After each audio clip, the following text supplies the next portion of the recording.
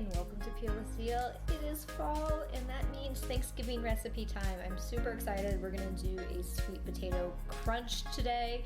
It is a little bit different than a traditional sweet potato casserole.